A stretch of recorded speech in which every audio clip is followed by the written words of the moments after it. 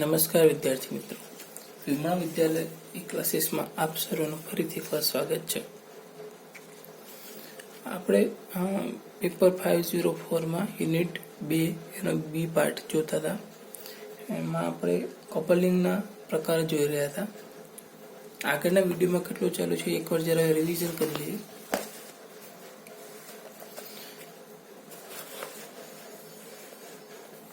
Part 2 એમાં બી ભાગ જે મલ્ટી સ્ટેજ એમ્પ્લીફાયર આપણે કહ્યું, એમાં જે પહેલું પોર્શન છે કે મલ્ટી સ્ટેજ ટ્રાન્ઝિસ્ટર એમ્પ્લીફાયર વિશે આપણે માહિતી લેવાની છે.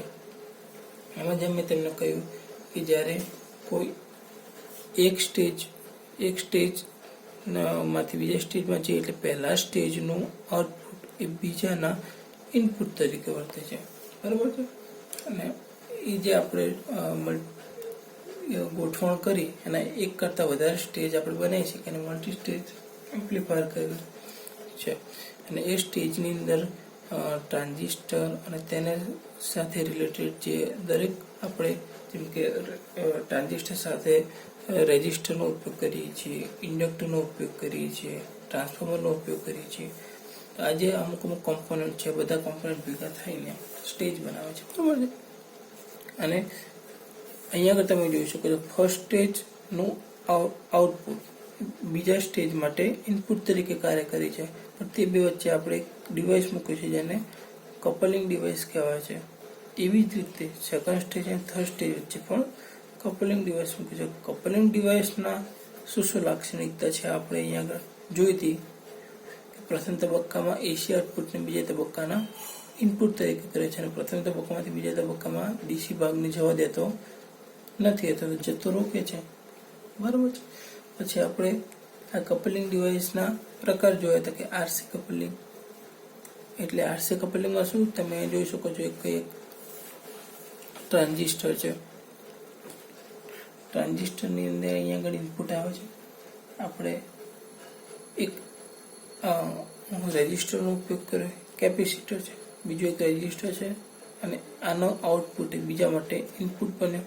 સેમ એવી જ રીતે અહીંયા આગળ રેઝિસ્ટર 1 હતો, અહીંયા રેઝિસ્ટર 2 એટલે કે RC1 RC2 નામ આપી શકો. અહીંયા આગળ આનું આઉટપુટ આગળ ત્રીજા સ્ટેજ માટે ઇનપુટનું કાર્ય કરશે. એનાથી આગળ તમારે જેટલું દૂરવું એટલું આપણે યુઝ કરવું એટલું કરી શકીએ છીએ. આની અંદર આપણે R અને C નો ઉપયોગ કર્યો એટલે એને RC કપલિંગ કહેવાય છે. બીજો ભાગ જે આપણે જોયો હતો એ ભાગ હતો એલસી કપલિંગ. એલસી કપલિંગ એટલે શું? ત્યાં આગળ MRC હતો, એમ અહીંયા આગળ R ની જગ્યાએ L એટલે કે અવરોધની જગ્યાએ ઇન્ડક્ટરનો ઉપયોગ કરે, તો અહીંયા આગળ એલસી કપલિંગ થઈ ગયો. આની અંદર પણ તમે કહી શકો કે આ કપલિંગ નેટવર્કમાં આપણે કે L1, C અને R ઘટકો જેનો સમાવેશ થાય છે. અને તેનો જ આજે ત્રીજો ભાગ એટલે કે ટ્રાન્સફોર્મર કપલિંગ આપણે જોઈએ છીએ. તો એના માટે આપણે અહીંયા આગળ કેપેસિટર લઈ લીધું છે.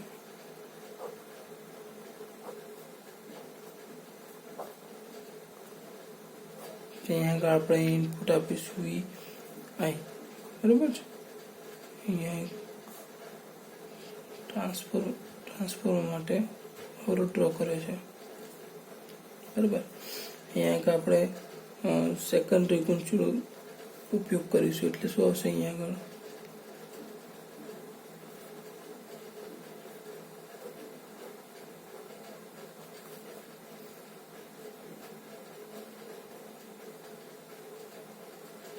એના આઉટપુટની અંદર આવશે.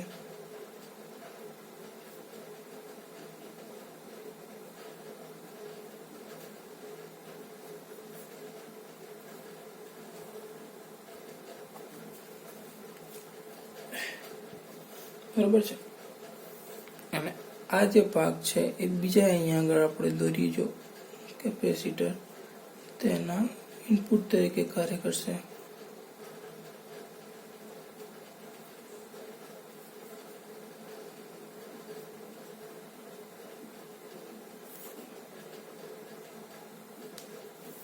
અહીંથી આપણે આઉટપુટ જેટલા પણ સ્ટેજ સુધી લંબાવવો ત્યાં સુધી લંબાઈ જઈ શકીએ છીએ. અહીંયા આપણે જોયું કે કપલિંગ ટ્રાન્સફોર્મરનું સેકન્ડરી ગુંચળું એટલે કે આ એ સિગ્નલના એસી ભાગને સીધું જ પહેલા ભાગમાંથી બીજા ભાગમાં કન્વર્ટ કરી દે છે, પહેલા ભાગમાંથી સીધા બીજા ભાગમાં લઈ જાય છે. એટલે કપલિંગ કેપેસિટરની જરૂર પડતી નથી, કેમ કે આ ટ્રાન્સફોર્મર આપણે યુઝ કર્યો છે એટલે કેપેસિટરની એની અંદર જરૂર છે નહીં. બરાબર છે. તથા આની અંદર આપણે શું જોયું કે સેકન્ડરી ગૂંચવણ બેઝ પુનરાગમન પૂરો પાડે છે. આ જે છે એ બેઝને પુનરાગમન પથ પૂરો પાડે છે, એટલે કે બેઝ રેઝિસ્ટન્સની પણ આપણે જરૂર પડતી નથી. અને આ પ્રકારના એમ્પ્લીફાયર જ્યાં આગળ યુઝ થાય તેને ટ્રાન્સફોર્મર કપલિંગ કહેવાય છે. આ કપલિંગની જે જગ્યાએ યુઝ થાય છે એને આપણે ટ્રાન્સફોર્મર કપલિંગ કહેવાય છે. ખ્યાલ આવ્યો? એના પછીનો એનો જે ભાગ છે એને આપણે ડાયરેક્ટ કપલિંગ કહીએ છીએ. ડાયરેક્ટ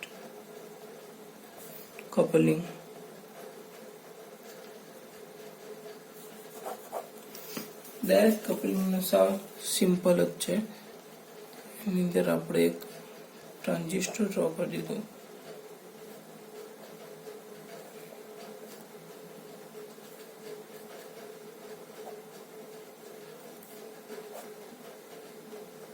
ઇનપુટ અહીંયા આગળ સેમ બીજું પોર્શન.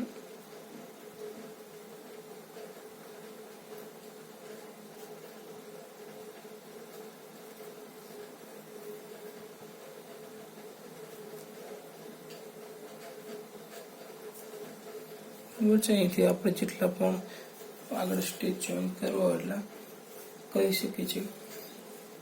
હવે આ કપલિંગની રીત ક્યારે ઉપયોગ થાય? તો આ કપલિંગની રીત જ્યારે લોડને એક્ટિવ સર્કિટ એલિમેન્ટના આઉટપુટ ટર્મિનલ સાથે સીધું જ જોડવામાં આવે ત્યારે ઉપયોગ થાય છે. એટલે કે જે આપણને લાસ્ટમાં લોડ મળે છે, લોડ રેઝિસ્ટન્સ, એને આપણે એક્ટિવ સર્કિટના એલિમેન્ટના આઉટપુટ ટર્મિનલ એટલે કે આના આઉટપુટ ટર્મિનલ સાથે આને ડાયરેક્ટ જોડવાનું હોય ત્યારે આ ડાયરેક્ટ કપલિંગનો ઉપયોગ થાય છે. સાદી અને સૌથી સિમ્પલ ટેકનિક છે ડાયરેક્ટ કપલિંગની. અને આ ડાયરેક્ટ કપલિંગ આપણે કોઈ જગ્યાએ યુઝ થાય છે તો રોજિંદા જીવનમાં યુઝ થાય જ છે, પણ આપણને ખ્યાલ નથી હોતા. જેમ કે આપણે ગીતો સાંભળવા માટે હેડફોનનો ઉપયોગ કરીએ છીએ, ત્યાં આગળ ડાયરેક્ટ કપલિંગનો ઉપયોગ થાય છે. ઉદાહરણ તરીકે લખવું હોય તો આપણે લખી શકીએ હેડફોન. એના પછી કઈ જગ્યાએ ઉપયોગ થાય છે તો કે હા, ડીસી મોટર જે આપણે યુઝ કરીએ છીએ એની અંદર ડાયરેક્ટ કપલિંગ જ ઉપયોગ થાય છે. પછી જે આપણે કોઈ રેલી હોય તો એની અંદર લાઉડ સ્પીકરનો ઉપયોગ થાય છે, તો એ લાઉડ સ્પીકરમાં પણ ડાયરેક્ટ કપલિંગનો ઉપયોગ થાય છે. બરાબર છે. ઘણી બધી વસ્તુઓ છે કે જ્યાં ડાયરેક્ટ કપલિંગનો ઉપયોગ થાય છે. બરાબર છે. ઓકે. આના પછી આપણે એ પણ જાણવાનું છે કે મલ્ટી સ્ટેજ એમ્પ્લીફાયરને બે વર્ગોમાં વિભાજન પણ કરવામાં આવે છે. આ તો જસ્ટ સમજણ માટે આપણું એક છે કાસ્કેડ એમ્પ્લીફાયર્સ. કાસ્કેડ એમ્પ્લીફાયર્સ એટલે શું કે એ પ્રકારના એમ્પ્લીફાયરમાં શું આવે છે કે જુદા જુદા સ્ટેજમાં દરેક સ્ટેજ અને કપલિંગ ઘટક સમાન જોવા છે. દરેક સ્ટેજમાં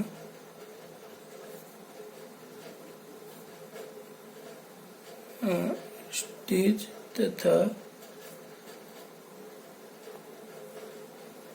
કપલિંગ ઘટક સમાન હોય છે. અને બીજો ભાગ એનો છે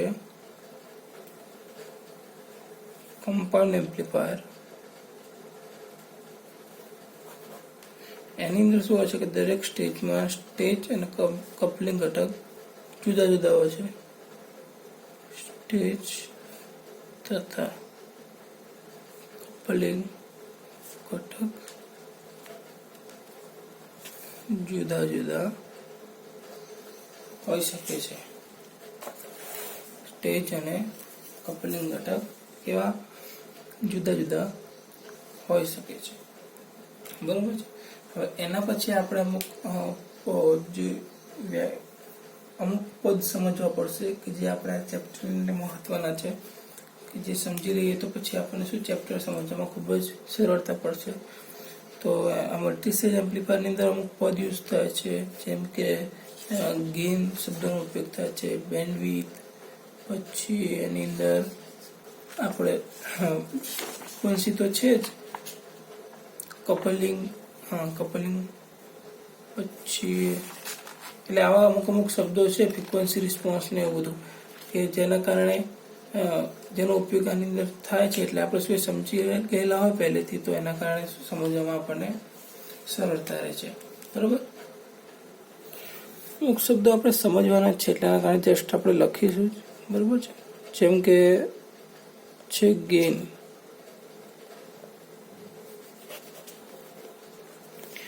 તો ગેઇન એટલે શું કે એમ્પ્લીફાયરના આઉટપુટ અને આપણે જે ઇનપુટ મળે છે એ ઇનપુટ બંનેના ગુણોત્તર લેવામાં આવે છે, તેને ગેઇન કહેવાય છે. એટલે એવું કહી શકાય કે ગેઇન બરાબર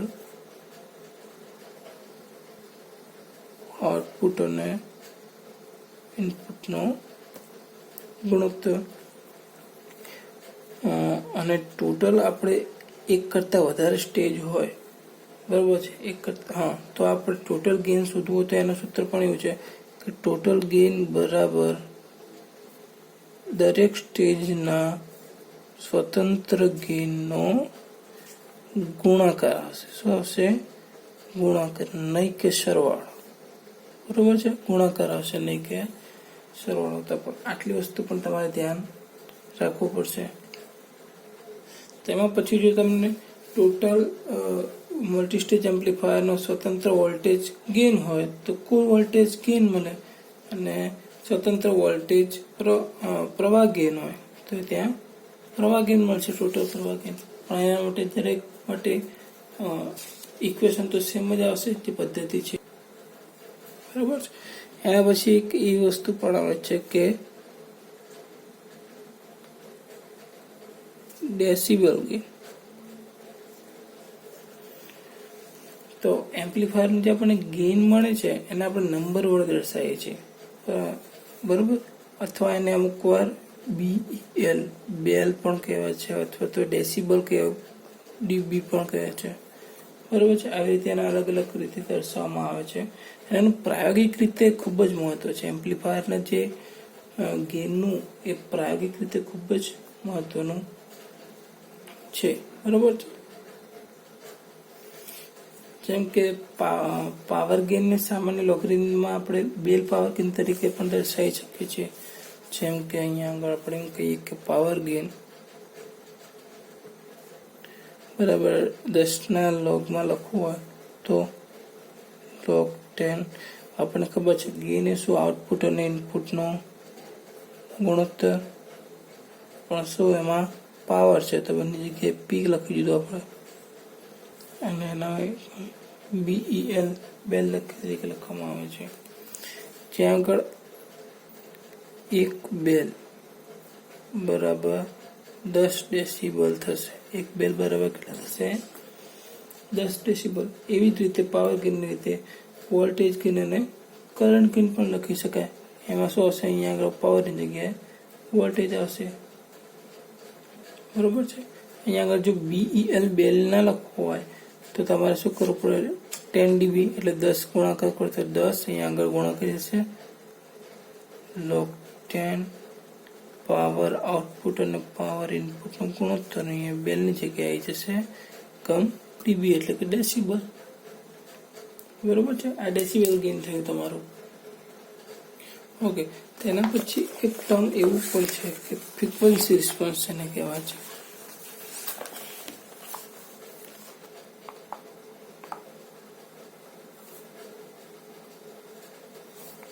ફ્રીક્વન્સી રિસ્પોન્સ આપણે બધા જાણીએ છીએ કે સિગ્નલ ફ્રીક્વન્સી જેમ બદલાય એમ એમ્પ્લીફાયરનો ગેઇન પણ બદલાય છે, અને એમ્પ્લીફાયરનો ગેઇન એક ફ્રીક્વન્સી સાથે અમુક વાર વધે પણ છે, કોઈ ચોક્કસ ફ્રીક્વન્સી મહત્તમ પણ બને છે. પછી એ જે ચોક્કસ ફ્રીક્વન્સી ક્યારેક મહત્તમ બનતો એને આપણે રેઝોનન્ટ ફ્રીક્વન્સી તરીકે ઓળખીએ છીએ, બધાને ખ્યાલ જ હશે. બરાબર, એમાં ચોક્કસ એમ્પ્લીફાયરની બનાવવાની રચનામાં અથવા તો એમ્પ્લીફાયરનું ગેઇન ચોક્કસ રાખવાનું તે એવી જગ્યાએ આપણે તે એક સમાન જળવાઈ રહે તે માટે યોગ્ય પગલાં લેવામાં આવે અને ફ્રીક્વન્સી વ્યવસ્થિત રાખવામાં આવે છે. અને આ કઈ જગ્યાએ આપણે ફ્રીક્વન્સી રિસ્પોન્સનો ઉપયોગ થાય છે? તો આપણે કહીએ છીએ કે ઓડિયો એમ્પ્લીફાયર સંગીતની અંદર લખી શકીએ આપણે દાખલા તરીકે કે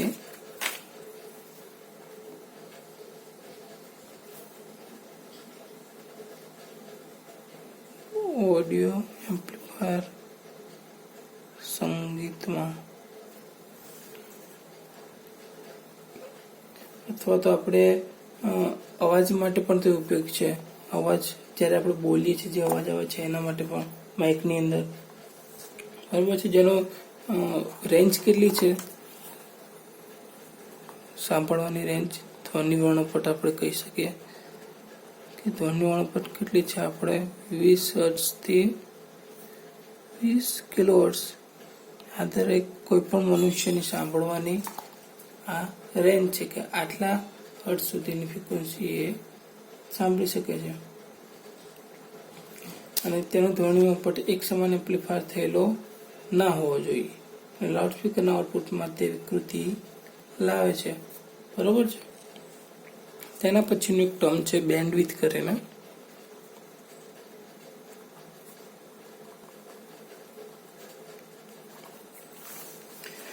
તો બેન્ડવિડ્થ એટલે કે જે ફ્રીક્વન્સી રેન્જ માટે આપણે ગેઇન સમાન મળે. શું મળે?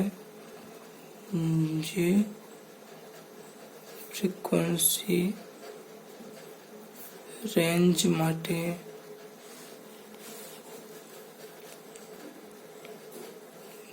ગેઇન સમાન મળે અથવા કેટલો મળે 1/√2 કરતા વધારે,